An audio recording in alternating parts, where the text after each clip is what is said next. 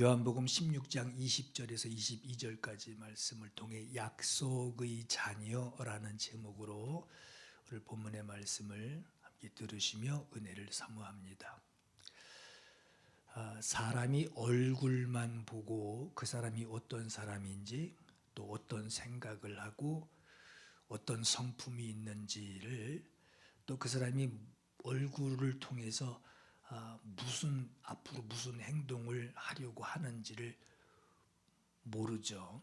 얼굴만 봐서는 모릅니다. 그러나 그 사람이 하는 말을 하나하나 들어보면 이 사람이 어떤 사람인지, 지금 성품이 어떤지, 무슨 생각을 하고 있는지, 앞으로 어떤 행동을 하게 될지를 알 수 있어요. 말하는 그 소리만 듣고도 그만큼 외모, 사람이 어떻게 생겼는지를 알고 있는 것보다 어떤 말을 하는지가 외모보다 중요합니다. 하나님은 영이시다라고 하는 것을 모두가 알고 있죠. 하나님은 영이시다. 그 다 안단 말이에요. 근데 하나님이 영이신 것을 알고 있는 것보다 하나님이 하신 말씀을 아는 것이 하나님을 바로 알 수 있는 것을 우리가 아셔야 합니다. 하나님이 천지 만물을 창조하실 때 말씀으로 창조하셨어요. 태초에 말씀이 계시니라. 이 말씀이 하나님과 함께 계셨으니 이 말씀은 곧 하나님이시니라. 만물이 그로 말미암아 지은 바 되었으니 지은 것이 하나도 그가 없이는 된 것이 없느니라 하셨듯이 하나님은, 말씀은 하나님이시래요.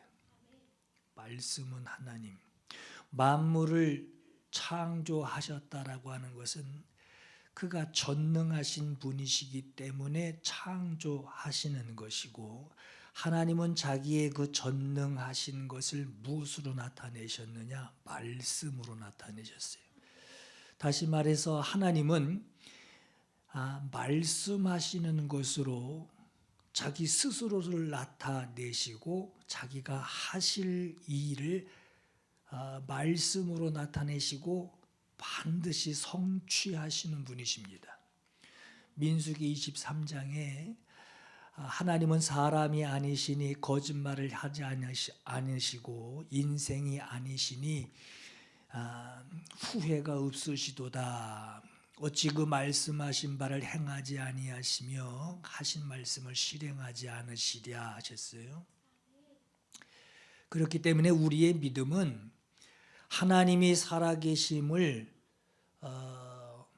그 상태를 믿는 것이 아니라, 그 상태만을 믿는 것이 아니라 살아계신 하나님이 하신 말씀을 우리가 듣고 그 말씀이 반드시 이루어질 것을 믿는 것이 우리의 믿음입니다.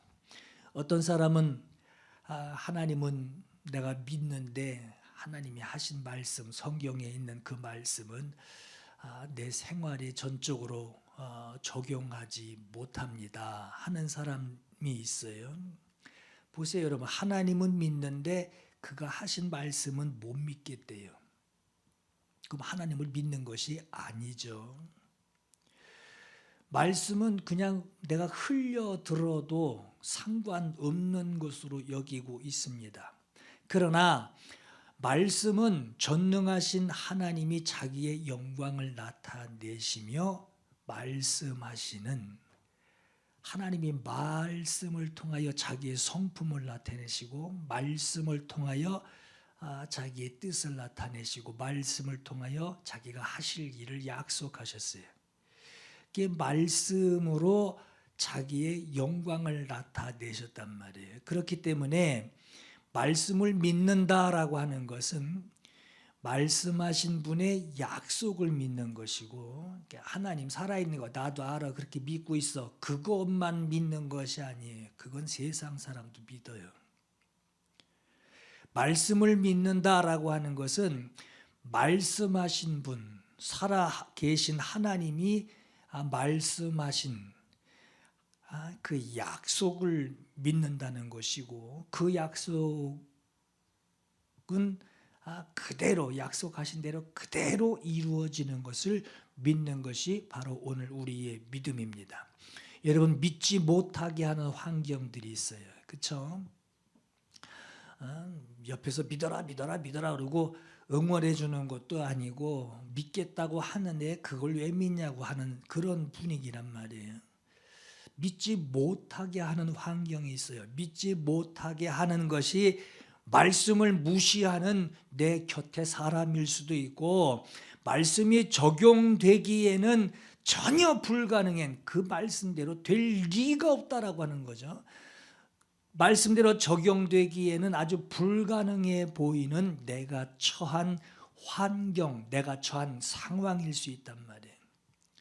그러나 그러한 모든 상황을 하나님이 이미 허락하시고, 하나님이 허락하신 그런 상황에서도 여전히 하나님은 말씀하신 대로 성취해 나가시는 겁니다. 그래서 성경에는 참음으로 기다릴지니라 그랬어요. 로마서 8장 25절에 만일 우리가 보지 못하는 것을 바라면 참음으로 기다릴지어다 하고 말씀합니다. 약속을 받은 사람은 믿지 못하게 하는 그 환경이 있기 때문에 오히려 더 견고한 확신이 있어야 되고, 믿음, 그 믿음으로 인내가 필요하게 되는 거죠. 하나님은 말씀하신 것을 반드시 이루시는 분이십니다. 우리가 대하는 하나님의 말씀, 성경의 말씀은 우리에게 하시는 말씀이기에, 우리가 하나님의 말씀을 읽을 때나 들을 때 내가 하나님의 약속을 받고 있다 하고 성경을 읽어야 되고, 받은 약속의 말씀은 반드시 하나님이 성취하신다라고 하는 것을 읽으면서 내가 확신을 하여야 하고, 약속을 받은 자로 하나님이 이루실 것을 믿고 약속 받은 자로 순종하여 받아들이는 이러한 믿음을 가져야 합니다. 약속이 지금 당장에는 눈에 보이지 않아요. 눈에 보이지 않지만 약속하신 대로 이루어질 거라고 하는 그 사실이 눈에 보이지는 않지만, 이루어지는 것을 믿고 순종하기를 준비하여야 하는 것은, 하나님의 말씀은 지금까지도 말씀하신 대로 이루어졌고, 앞으로도 그 말씀하신 대로 하나님이 정하신 때에 그 일이 성취될 것이기 때문입니다. 하나님의 약속을 받는다라고 하는 것은 이렇게 이해하시면 참 쉬울 것 같아요. 말씀을 받아들인다라고 하는 것은 말씀을 듣고 자기에게 적용시키도록 품는 거예요. 성경에 씨를 뿌리는 자가 뿌리러 나가서 뿌릴새, 씨는 하나님의 말씀이요 뿌리는 자는 말씀을 뿌리는 것이라 했어요. 농부가 뿌리는 그 씨를 땅이 받아들이고, 그리고 씨가 땅 속에 들어가서 열매를 맺기까지 땅이 그 씨를 품고 있듯이, 씨를 품고 있는 것으로 변화를 경험하게 되는 겁니다.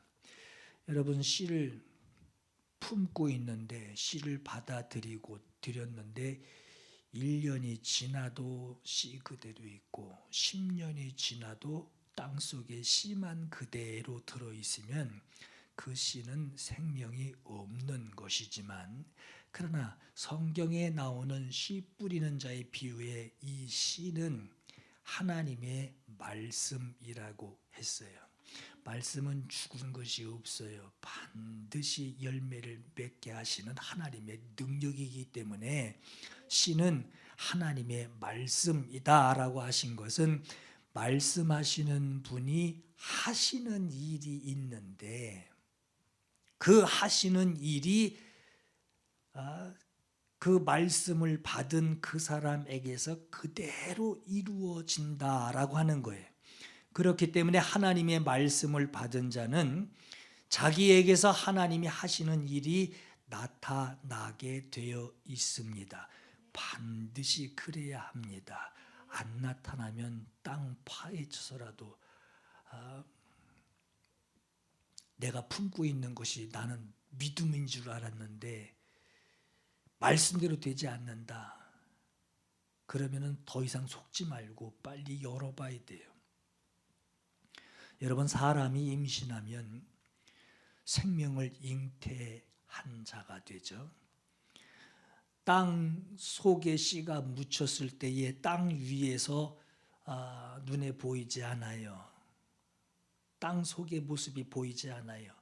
뱃속에 아이가 있어도 내 배 밖에서는 겉에서 볼 때는 눈에 보이지 않고 만져지지 않지만 임신했습니다 라고 하는 이 진단을 받거나 그리고 임신한 사실을 내가 깨닫게 되면 내 복중에 생명이 자라고 있는 것을 내 생활에서 인정을 하고 그걸 적용하죠.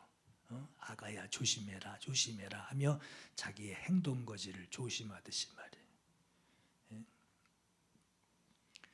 자기 생활에 문란한 이런 생활을 하지 않고 자기 생활에 내 뱃속에 아이가 있는 것을 알고 그 몸가짐을 하게 되듯이 거기에 맞추어서 내 안에 생명이 들어있는 것을 거기에 맞춰서 내가 생활을 해나가듯이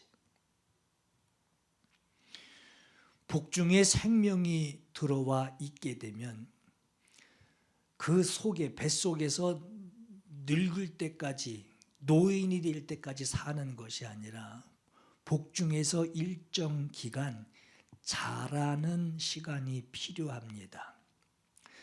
생명이 복중에서 지내야만 하는 생명을 유지해야 하는 기간이 있어요. 10달. 생명이 복중에서 나와서 자라야만 하는 기간이 있어요. 복중에 지내는 엄마의 복중에서 지내는 기간이 차지도 않았는데 10달이 차지도 않았는데 밖에 있는 사람이 궁금해서 기다릴 수 없다면서 그 미숙아 상태로 그냥 나오게 하면 그 생명이 위태롭게 되고 복중에 지내는 그 뱃속에서 지내야 하는 기간이 다 차서 지났는데도 아직 태중에서 내가 내보내기 싫다면서 복중에 더 두기를 원하면 그 또한 문제가 생기게 되듯이 말입니다. 말씀을 들으면 깨닫는 시간이 필요해요. 너 들었잖아, 그 말씀 들었잖아 하고 아멘 해. 아멘 안 나옵니다. 믿어지지 않기 때문에 아멘이 안 나와요. 순종해 해도 순종할 준비가 안 되면 순종 못합니다. 말씀을 들으면 깨닫는 시간이 필요해요. 그 말씀이 정말 내가 믿어지고 결단하게 되는 그 과정이 있어야 환경이 아니라 그건 아니다라고 환경이 내게 어려움을 가해도 그걸 이기고 순종하려고 하는 힘이 생기게 됩니다. 생명을 잉태했으면 복중에서 생명이 자랄 수 있도록 일정 기간 동안 복중에 있어야 해요. 그 이후에는 반드시 나아야 합니다.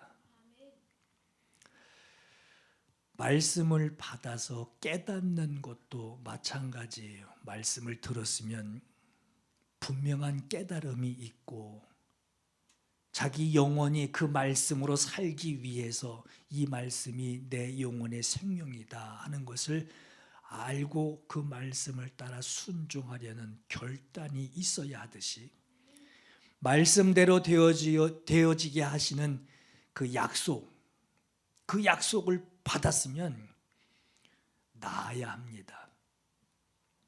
낳지 않으면 말씀의 열매를 거두지 못하는 자가 되는 거예요. 약속을 주시는 분은 말씀대로 이루어지게 하시는 그 하나님이 정하신 때가 있고, 약속을 받은 자는, 하나님의 약속의 말씀을 받은 자는 말씀대로 이루어지게 하는 하나님이 정하신 그 때까지 순종하는 믿음이 있어야 합니다. 약속을 받은 자에게 필요한 것이 뭘까요? 출산해내야 하는 각오, 인내가 필요합니다. 여인이 잉태하게 되면 아이가 태어나기를 기다립니다. 이번에 아름이가 5째를 낳았어요. 출산하러 병원에 가는 날 순풍났게 해주세요 하고 축복기도 해달라고 교회에 왔는데, 표정이 한 가지 표정이 아닌 것을 보게 됐어요. 야, 이제 출산한다 하고 기다린 산모와 같은 그런 기쁜 표정이 있기도 했고, 또 진통 견디러 병원 간다 하는 그 걱정된 표정도 얼굴에서 보게 됐습니다. 아무것도 모르는 표정, 첫 아이 낳는 모습이 아니었어요. 이미 5째니까 병원 가면 뭘 어떻게 내가 해야 하는지를 다 알고 있는 아주 덤덤한 표정인데, 지금 상황은 아기를 출산해서 품에 안고 있는 표정은 아니었어요. 뱃속에 있는데 품에는 없어요. 5째를 품에 안을 그 기대도 있겠지만 걱정도 있습니다. 여러분, 병원에 도착하면 간호사가 문 열고 어서 오십시오 그러고 애기 하나 주는 게 아니죠. 그런 선물을 주는 병원이 아니에요. 낳는 것은 산모가 낳아야 하고, 잉태한 사람 본인이 스스로 진통을 자기가 겪어가며 그걸 이겨나가며 그리고 나서야 출산을 하게 됩니다. 여러분, 하나님께서 아브라함에게 아브라함아 너를 통하여 큰 민족을 이루시겠다 하시면서 출산의 약속을 아브라함에게 하셨어요. 창세기 12장 1절에 여호와께서 아브라함에게 이르시되 너는 너의 고향과 친척과 아버지 집을 떠나 내가 네게 보여줄 땅으로 가라. 내가 너로 큰 민족을 이루고 내게 복을 주어 내 이름을 창대하게 하리니 너는 복이 될지라. 아브라함이 하란을 떠날 때에 75세였더라. 아브라함이 가나안 땅에 들어갔더라. 이렇게 나와요.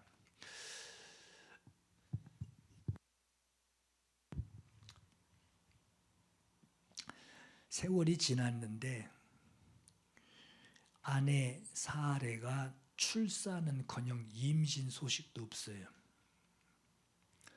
그래서 아브라함이 하나님께 구합니다. 창세기 15장 1절에 아브라함이 이르되 주 여호와여 무엇을 내게 주시려 하나이까? 나는 자식이 없사오니 나의 상속자는 이 다메섹 사람 엘리에셀이니이다. 주께서 내게 씨를 주지 아니하셨으니 내 집에 있는 종이 내 상속자가 될 것이니이다. 여호와의 말씀이 그에게 임하여 이르시되 이 사람이 네 상속자가 아니라 네 몸에서 날 자가 네 상속자가 되리라 하시니 아브라함이 여호와를 믿으니 여호와께서 이를 그의 의로 여기시고 하는 말씀을 듣게 돼요. 아브라함이 여호와를 믿으니 말씀하신 약속을 다시 믿게 되는 거예요. 약속을 받았는데 임신 소식이 없어요. 하나님께 묻습니다. 하나님, 내 집안에 있는 종에게 상속자가 되게 할까요? 아니다. 그 종이 너의 씨가 아니라 네 몸에서 날 자가 너의 상속자다. 이것을 다시 믿기 시작했어요. 그랬더니 하나님이 그 믿음을 의로 여기셨다고 말씀합니다. 세월이 지나서 자식이 생기길 원했으나 자식이 없게 되자 하나님께서 약속하신 것에 대해서 다시 재확인을 하기 위하여 하나님께 묻습니다. 내 집에 있는 종을 상속자로 세우려 하십니까? 하나님은 내 집에 있는 종 중에 하나가 아니라 너의 씨로 상속자를 삼겠다 하셔요. 아브라함은 이러한 하나님의 재확인시켜 주시는 이 하나님의 약속을 다시 붙들고 믿고 기다립니다. 이것을 그의 의로 여기셨어요. 그리고 10년이 지났는데 자식이 없습니다.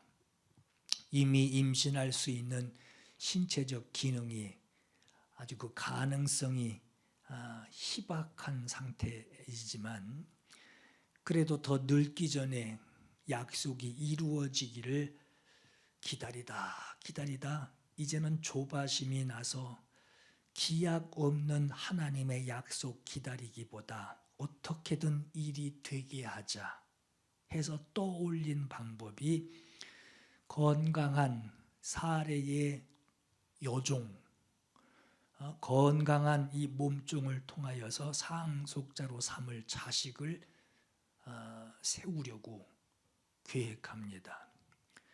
그 안에 사례의 의견이 뭐였냐? 하나님이 네 씨라고 하셨잖아요.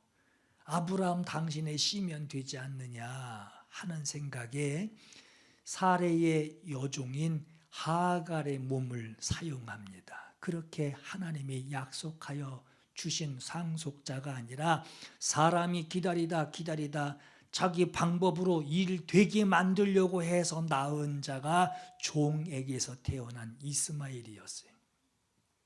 창세기 16장 2절에 사레가 아브라함에게 이르되 여호와께서 내 출산을 허락하지 아니하셨으니 나를 통하여 낳게 하지 아니하시니 네 씨라고 하지 않았느냐? 원하건대 내 여종에게 들어가라. 내가 혹 그로 말미암아 자녀를 얻을까 하노라 하매 아브라함이 사레의 말을 들으니라. 아브라함이 가나안 땅에 거주한 지 10년 후였더라. 이렇게 기록해요. 이렇게 아브라함이 75살 75세 때에 하란을 떠날 때 하나님이 하실 일이 너의 상속자를 주신다 하시는 그 약속을 받았는데 약속하신 지 24년이 지난 아브라함이 99살 되었을 때에 하나님의 천사가 아브라함에게 나타나서 내년에 하나님이 너에게 아들을 주실 것이다 라는 소식을 전합니다. 그때 나이가 89살 된 아브라함에게 99살 된 아브라함 그리고 89살 된 사라에게 이 소식을 전하니 사라가 뒤에서 웃습니다. 피식하고 웃어요. 하란에서 자기 나이 65살이었던 때에 임신하게 될 거다라는 말씀을 하시니 그때만 해도 내가 좀 노년에 속하는데 그게 될까? 노산이지만 주신다고 하시니 되겠지 하는 마음을 가졌었는데 그때도 아니고 지금 내 나이 89살에 내년이면 아브라함은 100살인데 무슨 자식이 생긴다는 건가 하고 사레가 피식하고 웃어요. 하나님은 말씀대로 행하시는 분이십니다. 불가능한 환경, 불가능한 조건이라 해도 하나님이 말씀으로 성취하실 일을 약속하시면 약속받은 자에게 하나님은 자기의 일을 행하십니다. 창세기 21장 1절에 여호와께서 말씀하신 대로 사라를 돌보셨고 여호와께서 말씀하신 대로 사라에게 행하셨으므로 사라가 임신하고 하나님이 말씀하신 시기가 돼요.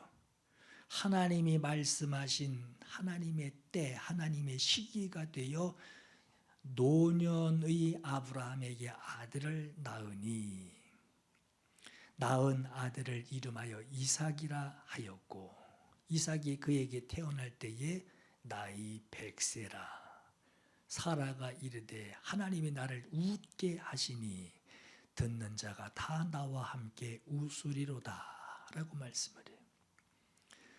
그래서 이삭은 육신의 자녀가 아니라 약속의 자녀다라고 하는 거예요. 갈라디아서 3장 18절에 하나님이 약속으로 말미암아 아브라함에게 주신 것이라 그랬어요. 약속으로 말미암아 주신 것이다. 갈라디아서 4장 23절에 여종에게서는 육체를 따라 낳고 자유 있는 여자에게서는 종이 아닌 본처를 두고 얘기하는 거예요.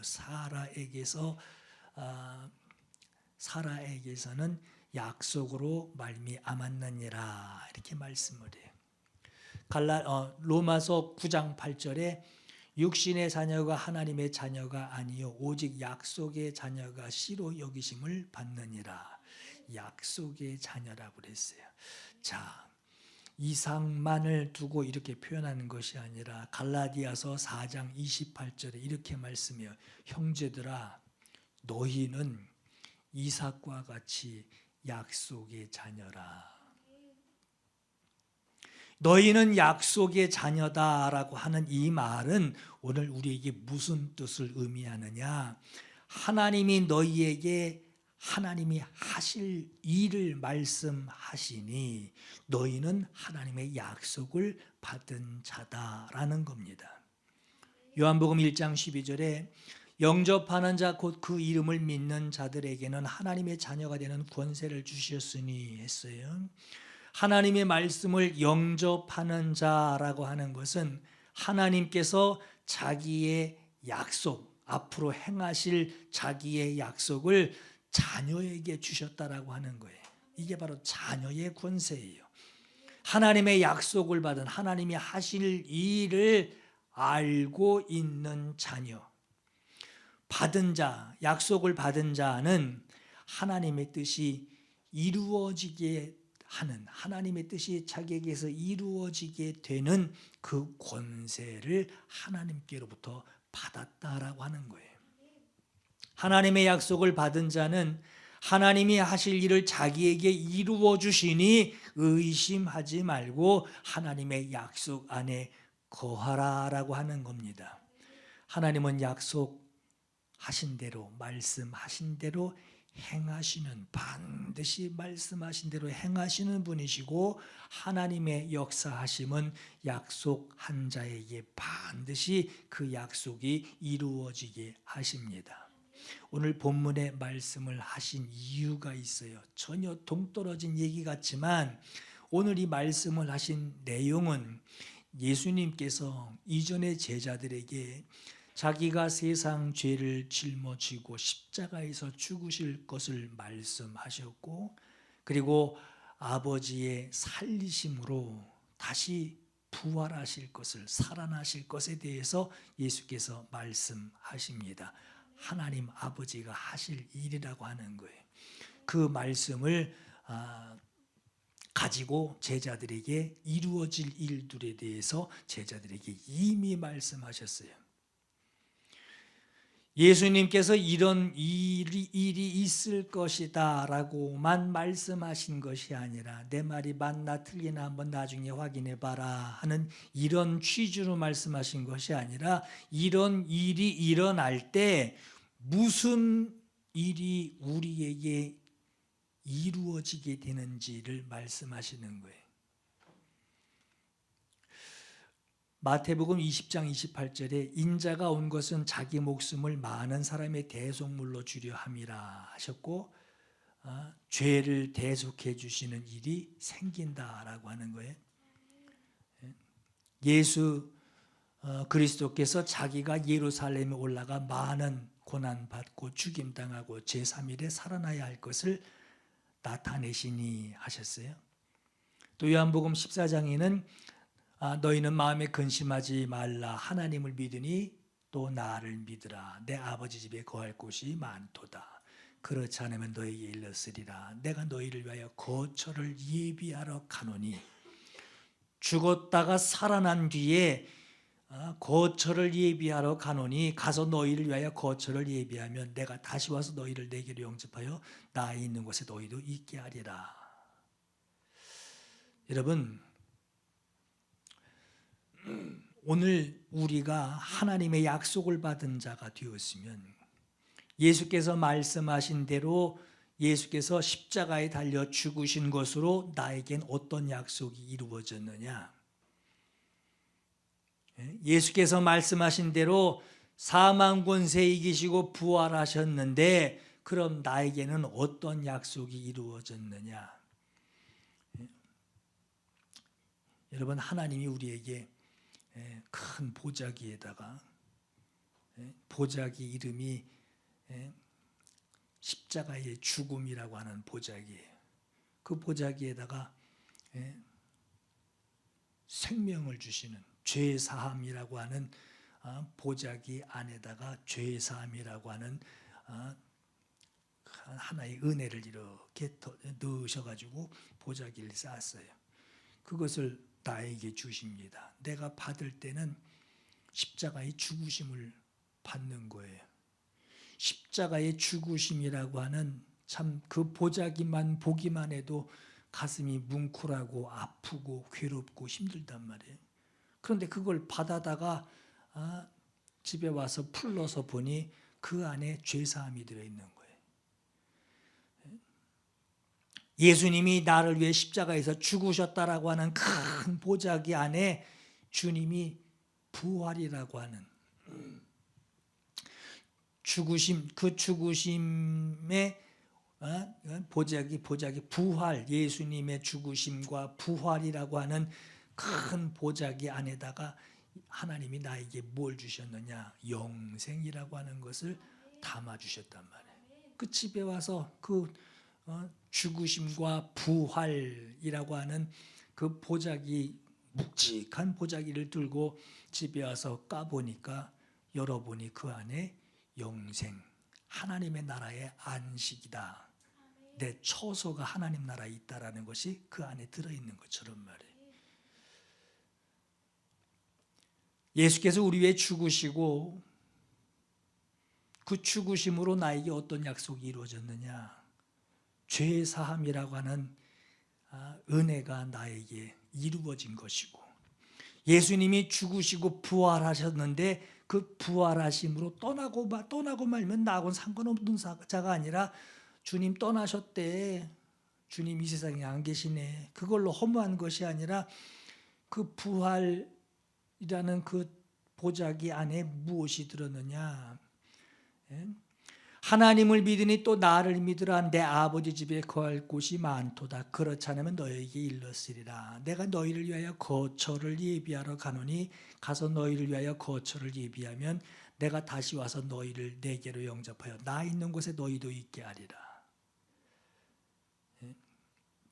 하늘에 거할 처소가 예비되었다라고 하는 사실을 이걸 확인을 하고 열어서 확인을 하고 영생을 약속하신 하나님의 일이 나에게 이루어졌다라고 하는 것으로 기뻐해야 하는 것이 약속받은 사람의 당연한 모습이에요. 예수께서 죽으심으로 이루시고 예수께서 부활을 통하여 이루신 것으로 나에게 그 효력이 나타나게 되었다라고 확신해야 하고, 우리는 예수께서 죽으신 것을 통하여 애통하는 것이 아니라 맨날 매해마다 고난주간 되면 울어야 되는 것으로 알고 있단 말이에요. 고난주간 그러면 내가 막 뭐 좀 웃으면 안 되고 말이에요. 기뻐하면 안 되고 얼굴 막 침통하게 만들고 괴로워하고 금식하는 사람 같이 그러고 있어야 되는 것으로 잘못 알고 있어요. 죽으심, 예수께서 십자가에 달려 고난당하시고 십자가에 달려 죽으신 그 피 흘리신 그 보자기를 열어봐야 돼요. 열어서 그 안에 뭐가 들었느냐? 하나님이 내게 진짜 주신 것은 보자기 껍데기를 주신 것이 아니라 죄사함 받은 그 효력이 나에게 주어졌다. 하나님이 나에게 죄사함 주셨다 하고 기뻐하는 것이고, 부활하셨는데 그분은 부활하셔서 이 세상에 안 계시다라고 하는 것이 아니라 부활하셨는데 그게 나에게 무슨 일이 일어났다는 거냐? 그 보자기를 열어볼 때에 내가 거할 처소를 예비하셨구나.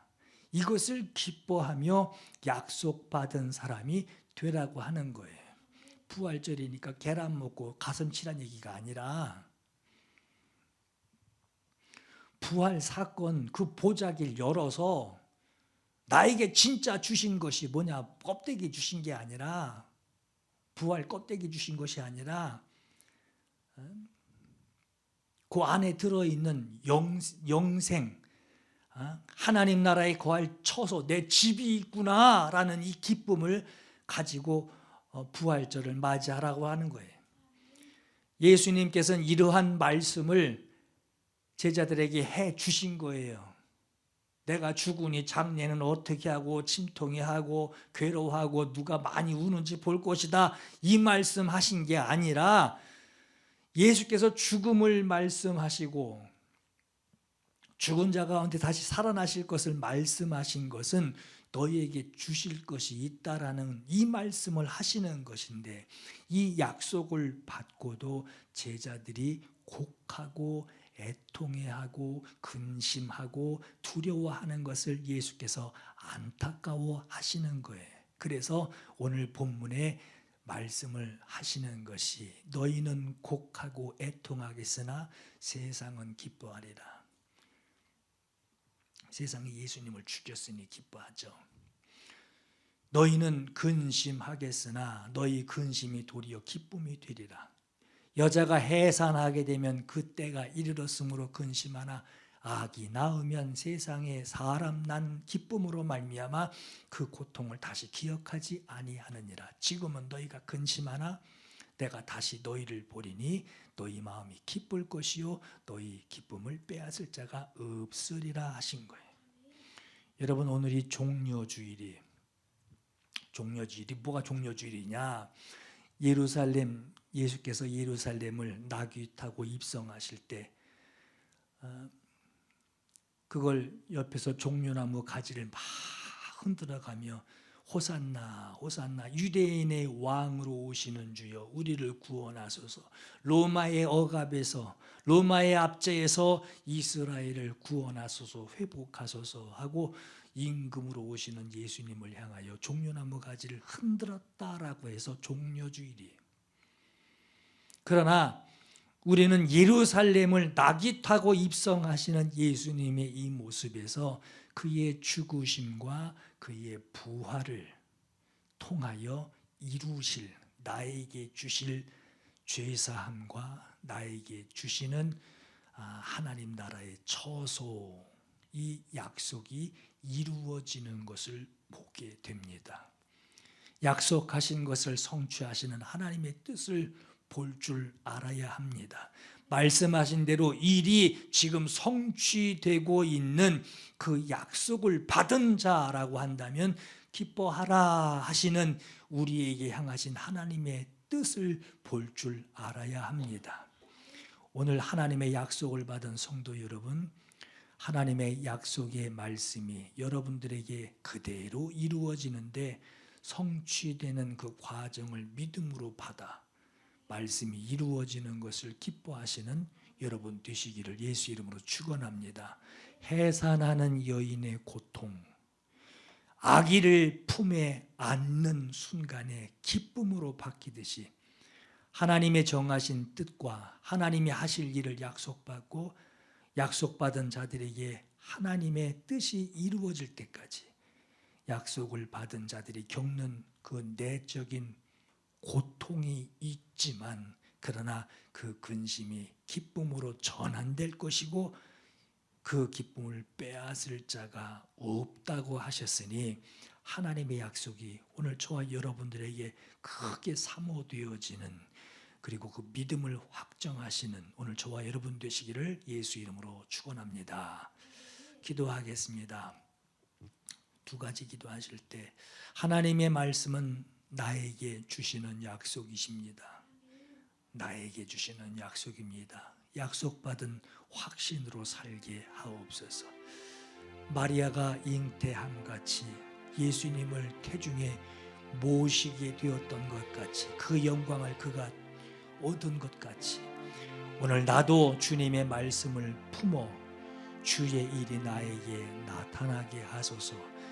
출산하며 하나님의 뜻이 이루어지는 그 일을 우리가 보게 하옵소서.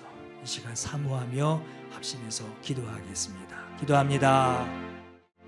주의 말씀 받은 그날 참 기쁘고 복되구나. 이 기쁜 마음 못 이겨서 온 세상에